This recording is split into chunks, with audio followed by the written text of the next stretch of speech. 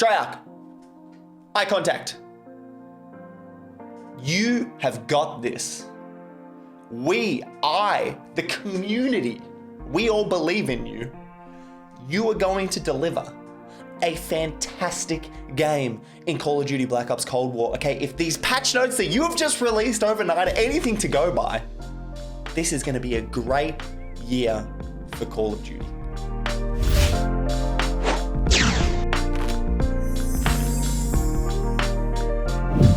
Hey there friends, it's Ryan here, and as always, I hope you're having a fantastic day. The Black Ops Cold War beta is right around the corner. In fact, it's literally tomorrow, okay? And I'm going to be playing it all flippin' day on stream, actually. Twitch.tv/LangersRex is where you can come watch me. If you haven't already, be sure to hit that follow button. I'd love you forever. Thank you.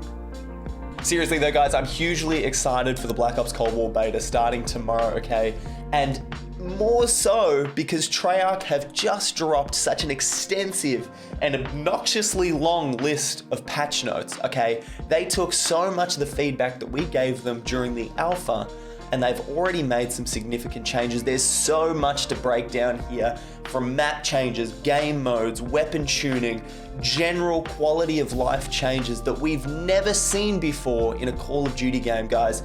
Strap into the video, okay, because we're going to be breaking down all of these patch notes. I hope you enjoy. If you do, hit that like button. If you want to see more of my content, hit that subscribe button, and I'll see you at the end of the video.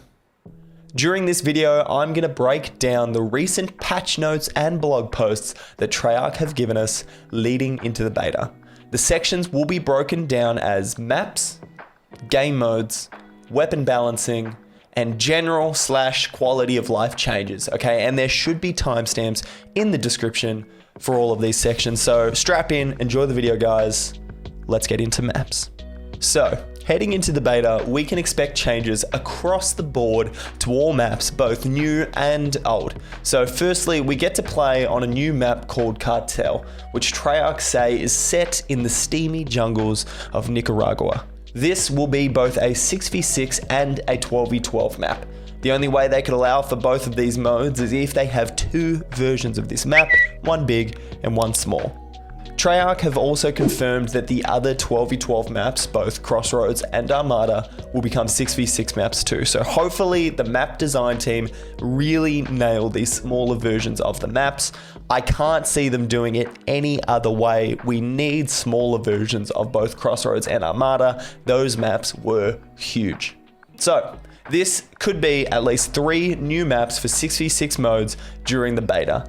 And then further to this, Treyarch have made some much needed changes to Miami. And this was one of my favorite maps from the alpha. So in their blog post, Treyarch say that they've responded to player feedback about low visibility in some areas of the Miami map. With our latest changes, players should be able to spot enemies more clearly on Miami, and they've broken that down as follows. Okay, so the graphics, they say improved graphical fidelity and performance across the board. And then secondly, they've adjusted lighting and character visibility throughout the Miami map for better overall visibility. And this is all based on player feedback. Guys, this is all based on player feedback. They're listening to us. Now, moving on to game modes, and oh boy, do we have a lot to talk about. Firstly, players can dive back into VIP Escort. This was a mode from the alpha. It is a 6v6 no respawn mode, which requires teams to escort their VIP to an extraction zone on the map. On defense, you'll need to stop the enemy VIP from extracting before your team is eliminated. So, revive your down teammates before they bleed out for a better chance to stop the enemy. The VIP is randomly chosen each round and will be given a pistol, 2 smokes, 2 frags, a field mic, and a spy plane, and this will be the only score streak allowed in this mode. Okay, this mode is very similar to Search and Destroy and should bring some exciting new gameplay to Call of Duty Black Ops Cold War. The next mode to talk about falls into the Combined Arms category. And if you didn't know, Combined Arms modes are 12v12 played on larger maps and allow for vehicles. Okay, during the alpha, we had Combined Arms Domination, and now during the beta, we get Combined Arms Assault. During assault, two teams will battle it out to capture a neutral zone near the middle of the map. Once that objective is captured, the next one will open up deeper within enemy territory. And then the first team to capture the enemy's final zone wins. And honestly, I think this mode is going to be absolute chaos. While I'm not a fan of the 12v12 modes or anything involving vehicles, I will definitely jump into this mode and give it a shot. It's too interesting not to. Finally, we have the most interesting mode of all, and oh my days, I can only describe this as a battle royale meets demolition mode. Now let's break it down. 10 teams of 4 will drop into a large scale map. Okay, during the beta, we're gonna have 2 of these maps to play on. Okay, so your job is to collect uranium caches located throughout the map. You'll then also need to find what are described as dirty bombs, and you'll need to deposit your uranium into said bombs to detonate them. Do that on a number of different bombs and it sounds like you'll get the win. However, each detonation will cause a radiation leak throughout large areas of the map. Okay, and those areas will then transform into radioactive hazards for all players, and this, to me, sounds like the gas from Warzone or really just any battle royale where a zone moves inwards. So, the longer you hold onto your uranium, the longer radiation sickness sets in, which will affect perk benefits, movement, health regeneration, and eventually cause death. Don't worry though, because when you die, you get an opportunity to spawn in on one of your teammates. As long as that teammate is not in combat, you can parachute back into the action. Alternatively, if your teammate is in a vehicle, you can spawn into an empty passenger seat inside, and bada bing, bada boom, you're back in the fight. This is such an interesting take on the BR game mode, and God knows this genre needs it. So hopefully this mode is as enjoyable and interesting and ambitious as it sounds. It'll be really great. I cannot wait to jump into this mode. Coming up next, let's fly through some of the weapon tuning changes. It saddens me to say this, but we all saw it coming. Sniper rifles are being balanced. Okay, in the blog post, Treyarch talk about how important sniper rifles are in Black Ops combat, and they've said basically sniper rifles during the alpha were too strong, too overpowered, and could be used in too many situations. So let's break down some of the changes to sniper rifles. The most significant is aim assist on snipers for controller users. It's coming back. This is the first time controller users will have aim assist in a Black Ops game since Black Ops 2. This is going to make sniping easier for all players. However, Treyarch have also adjusted the aim down sight speed on sniper rifles, and they also require you to aim higher for one-shot kills. Sniper glint will display more often and more reliably, which in my opinion is not a big deal. After you played Modern Warfare, sniper glint was quite insane. And then finally, precision aiming adjustments have been made to help sniping feel more fluid. So as a sniper, I'm hugely excited to see if sniping is more challenging, less challenging, really get my head around these changes. I'm super excited to pick up a sniper rifle again, regardless of how they feel now. So other changes to all things weapons include detailed breakdowns of the gunsmith statistics, new recoil systems and firing animations for all weapons, recoil patterns, which are also being rebalanced and reworked, which will impact the overall weapon balance and mastery across the board.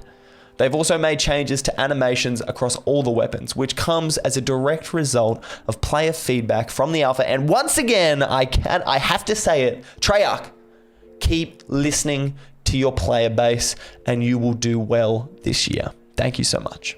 Moving on, aim down sight animations have smoothed out across all guns, and there has been an overall attachment balance to ensure that all attachments stay relevant and balanced and tuned properly. Finally, they've also made some minor changes to frag grenades, reducing the fuse time and throw speed.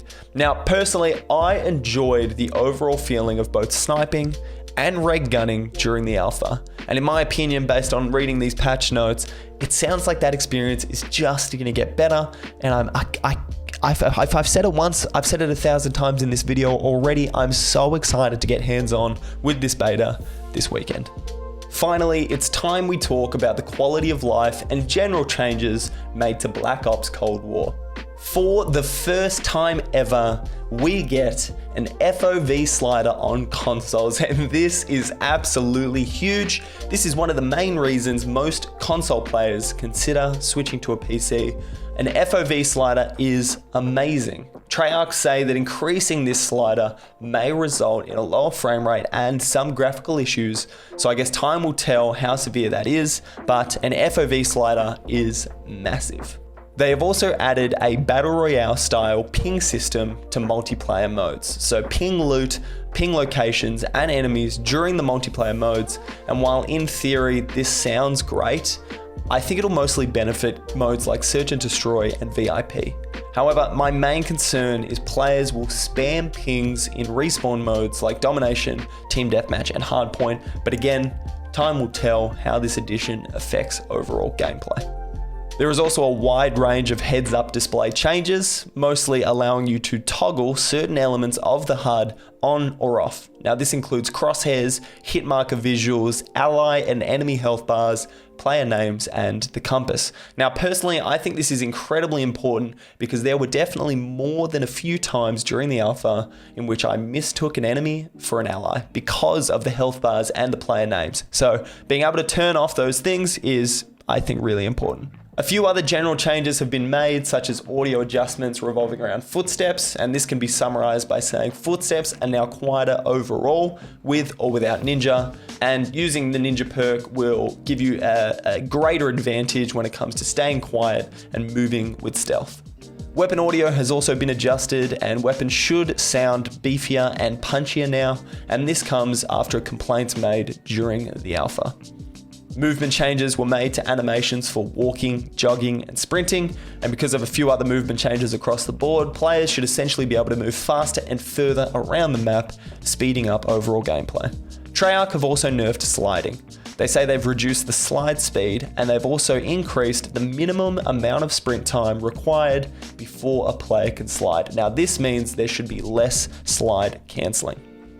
They also state that they addressed an issue that allowed players to cancel a slide without the appropriate slowdown. They say they'll continue to monitor and investigate any slide cancel exploits. Thank God for that, because the sweaty slide cancelling players during the alpha were insane. Changes to spawns have been made right across the board on all maps, and Treyarch state that you should essentially now be able to get back into the action faster, especially on 6v6 maps.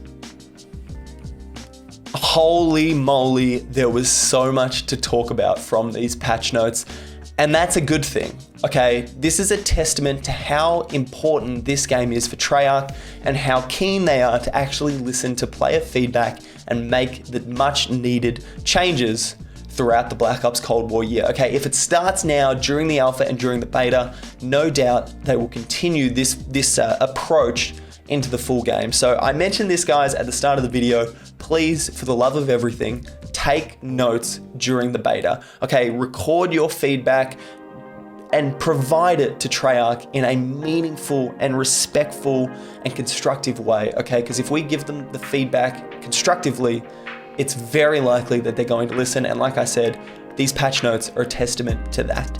That brings us to the end of the video, guys. I'm super excited to jump into the beta tomorrow. Like I said, I'll be doing so on stream, twitch.tv/LangersRex. Guys, if you enjoyed this video, be sure to hit the like button. If you want to see more of my content coming into the Black Ops Cold War season, consider hitting that subscribe button. I think 90% of the people watching my videos aren't subscribed. Let's try and fix that, okay? As always, I hope you're having a fantastic day, and I will see you in the next one.